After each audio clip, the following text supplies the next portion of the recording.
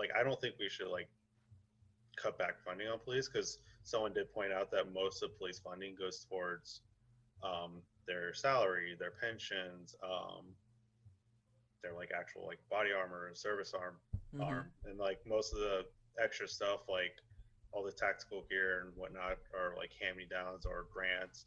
Mm-hmm. Um, Now I grew up in Camden County, Georgia, and one of the police departments of that county had an armored car. Mm-hmm. And if you ever been to Camden County, you know it's a small town and it does not need an armored car. Mm-hmm. But they also bought that using drug money that they had confiscated during drug busts. Because with it being on the Georgia Florida border, they get a lot of drug runs going through. And also one of the hot spots for world's craziest police chases. But like you could, they do they do use that drug money by actual crew squad cars because you'll see them like on the side like this vehicle was purchased using money obtained through drug busts. Mm-hmm. Um, so So I don't I think. Go ahead. I think that's an interesting point because a lot of people when they argue police reform, they're talking about taking money away or forcing them to go through different styles of training or anything. But I would agree that in the sense that I don't think that we put enough funding towards police to where Right, they don't necessarily have the tools. So or the that proper training. or the proper training. So that kind of turns around to is it really the police's fault when they enter these situations? Because I can tell you one thing that I'm a big proponent for. I don't know if you've ever seen a thing called a bowler wrap. I think they use it in Arizona a lot. That Ultimately, sounds familiar. it's about it's about the size of a phone, basically about the size of like a taser. Um, and all it has a button on the top and it has a laser so you know where you're Oh, I pointing. have seen that. Yeah. And you point that and it basically shoots out two things that way. It wraps the Oh, person and so they can't get away. If someone's holding a knife, it wraps their arms like that. And I think it was in Arizona. It was somewhere out west that they were I actually using remember it and they were watching Demolition Ranch and that popping up. yeah.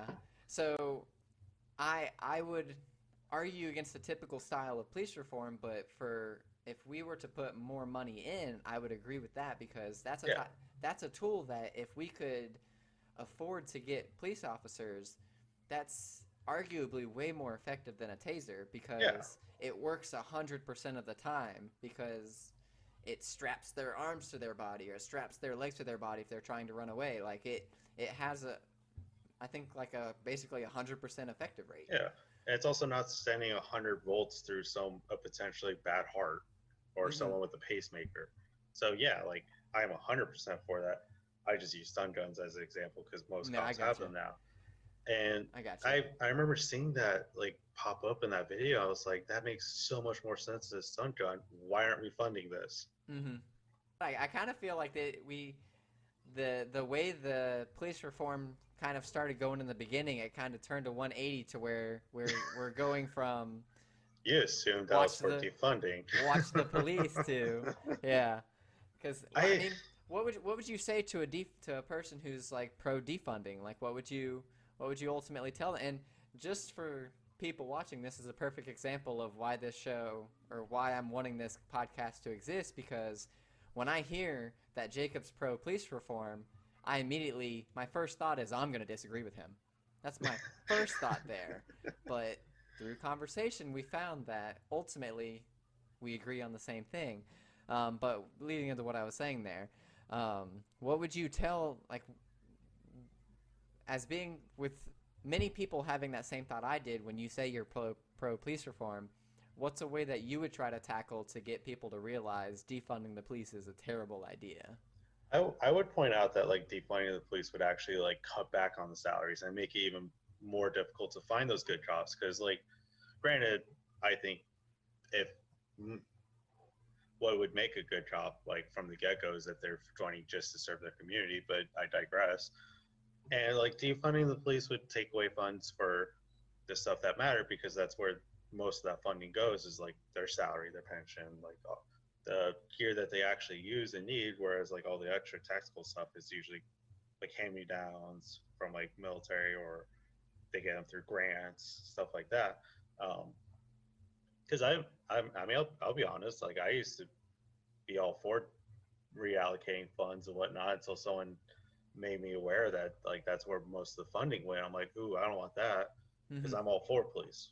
Mm-hmm. Um, I just want something to change because a few months ago we saw all this footage of departments nationwide just being completely brutal with not only like protesters, rioters, but also with the media. And Which, with that's that, I when, mean, for lack of a better way of saying this, can you really blame them? Because I know that sounds terrible, but ultimately, when you yourself, you know you're a good cop, you know the people on either side of you are a good cop, and you have people throwing rocks at you, you have them throwing Molotov cocktails, you have them throwing fireworks at you, right. and they decide to get in your face. I mean, I I mean, I would get that. snap, I get honestly. exactly. Most Americans, most people in the world would snap on that, and you even see that with the protesters. As soon as people start getting in their face, they're usually the first ones to throw a punch. Yeah. I do have an issue when cops like clearly shoot not less than, even though they're called less than lethal, like rounds at people's heads. I mean, yeah, it's hard because like you also don't know what you would do in that situation. Like you say, like, "Oh, I wouldn't do that in that situation," but you don't know until you yourself are in that situation.